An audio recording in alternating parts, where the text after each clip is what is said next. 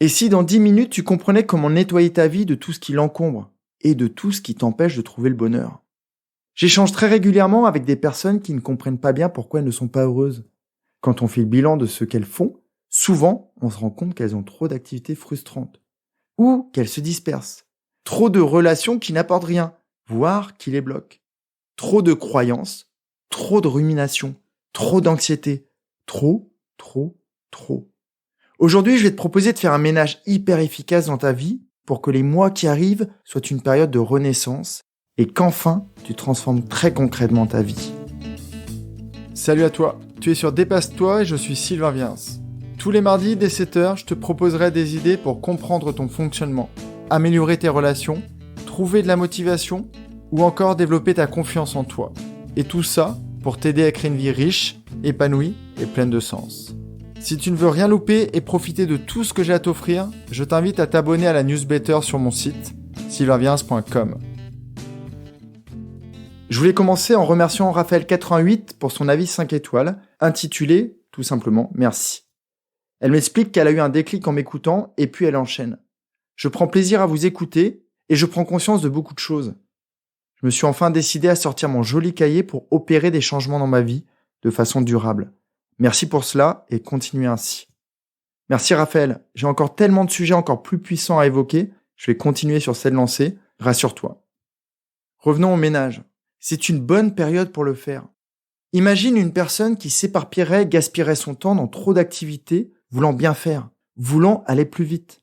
Par exemple, travailler sa relation à l'autre, sa manière de penser, sa capacité à écouter.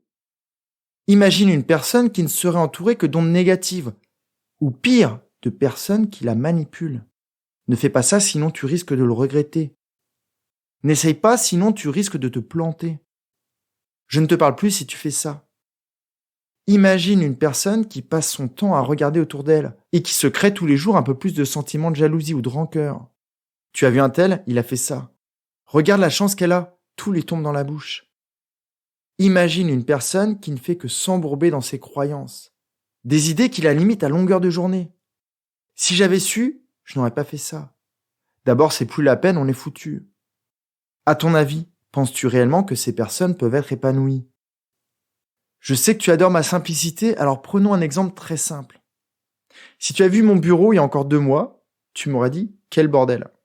Et ça aurait même pas été un jugement, ça aurait été un fait. Tu avais complètement raison. Le matin, je me réveillais en me disant « Sylvain, tu abuses, c'est vraiment pas sérieux. » Pourtant, le bordel ne tient pas à grand-chose. Si je retire mon casque qui ne fonctionne plus très bien, les notes de mes épisodes passés, les nouveaux exercices d'accompagnement que je suis en train de créer, les ouvrages de méditation que je suis en train de lire, les petits objets qui n'ont rien à voir avec mon activité. Là, ça devient plus clean. Et la prochaine fois que j'ai envie d'avancer efficacement, je n'aurai pas la phase de désencombrement de mon clavier. Et j'éviterai les phrases « Pourquoi t'as pas fait ça? C'est quoi ce truc? T'as oublié de faire ça ?» Plus d'efficacité et donc moins de pollution mentale. Pour certains d'entre nous, c'est la vie qui est un vrai bordel. C'est un empilage de trucs inutiles. Si c'est ton cas, fais pareil, fais le ménage. Ça va te permettre d'y voir plus clair et de focaliser ton énergie pour faire briller ta vie et en être très fier. On va reprendre ces idées une à une pour voir quel est le remède à tout ça. Comment tu peux balayer devant ta porte? Comment tu peux vider ta penderie de tous ces trucs qui te chargent de négativité ou qui te font te disperser? C'est comme pour tous les sujets. Il faut, dans un premier temps, une prise de conscience. Et puis, il faut trouver où placer le curseur, entre pas assez et trop. Mais aujourd'hui, on va se focaliser sur le trop. Une personne qui veut faire beaucoup, beaucoup trop, va se disperser, va perdre son énergie dans trop d'activités, va sortir trop fréquemment de sa zone de confort, et donc va chuter aussi plus fréquemment. Alors c'est génial d'échouer, de tomber, pour apprendre et pour mieux se relever. Mais au final, elle risque de n'obtenir aucun résultat. Et elle risque une impression d'épuisement, de ne pas avancer sereinement, et donc de mettre sa confiance en berne. A contrario, une personne qui a compris tout ça, qui a fait le tri dans ses activités, elle va se focaliser. Elle va mettre toute son énergie au bon endroit et va pouvoir en récolter tous les fruits. Ses sorties de zone de confort seront contrôlées et alors sa confiance va se décupler.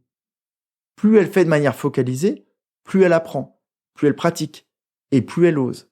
Plus elle va profiter de ses apprentissages pour s'épanouir et encore agrandir cette zone dans laquelle elle se sent bien. Par exemple, imagine que tu veuilles te créer un super jardin et dès la première année, tu plantes des pommiers, des poiriers, des fraisiers, peut-être même des plants de tomates, sans rien connaître au jardinage et sans avoir jamais estimé le temps nécessaire à son entretien. Malheureusement, tu risques de ne pas mettre grand-chose dans ton assiette au moment de la récolte.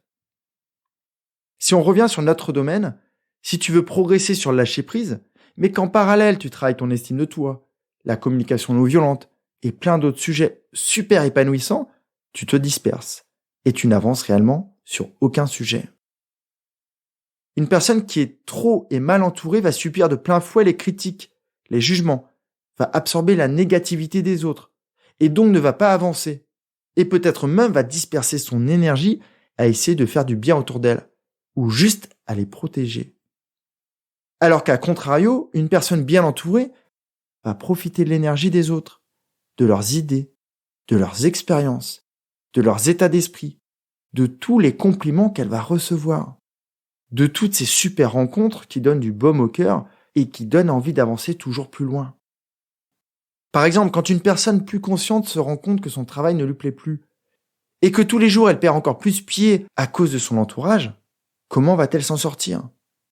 Si tous les jours son entourage la culpabilise, si tous les jours ses proches lui font croire que c'est juste une fainéante ou qu'il est normal d'avoir un boulot pénible, elle ne peut pas avancer. A contrario, si ses proches l'encouragent et lui apportent du support, de la confiance, des idées de qualité, là, elle va avancer sur sa quête. Elle sera bien plus facile. Et elle risque de trouver la créativité nécessaire pour identifier sa future activité, voire pour la créer. Une personne qui est bourrée de croyances limitantes va se cloisonner. Elle va s'enfermer dans une prison mentale. Elle va se créer une vie où elle n'ose pas. Je ne suis pas intéressant, donc je ne parle pas. Je ne suis pas capable, donc je n'essaye pas.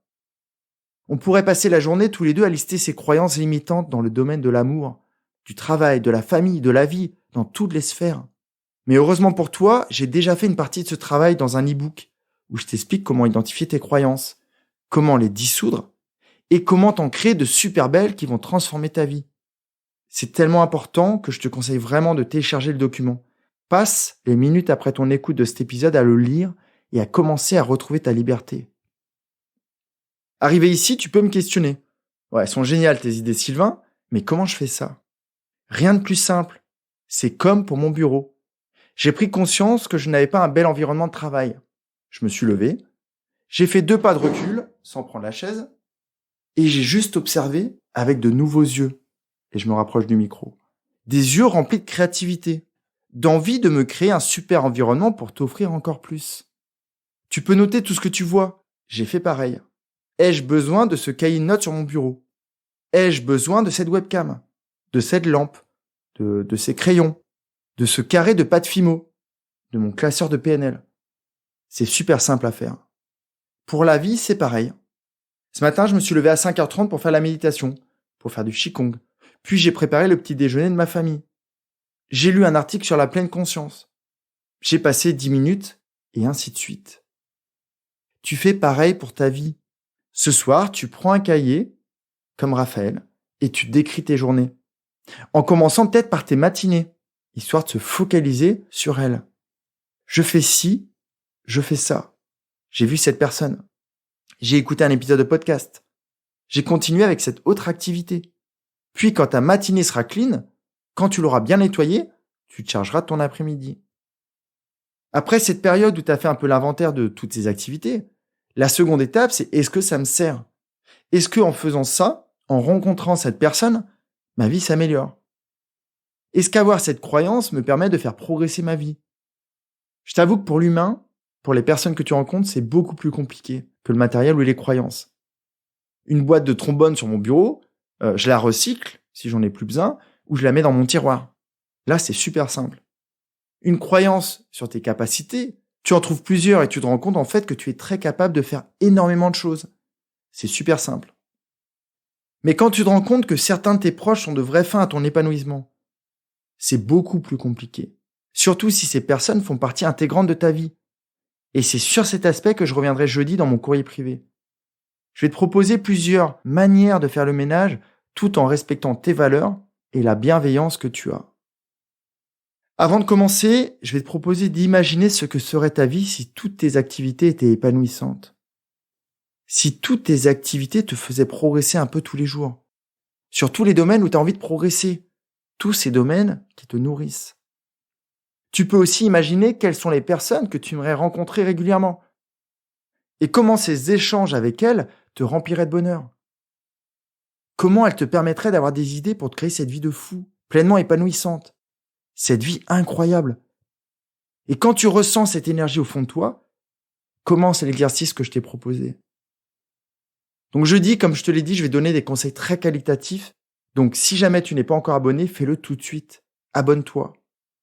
En attendant mon courrier donc de jeudi, je te conseille de télécharger, de lire et surtout de pratiquer l'e-book sur les croyances. Bien sûr, si tu as vraiment envie de te créer la vie que tu viens juste d'imaginer, celle qui te permettrait de passer tous les jours de super moments.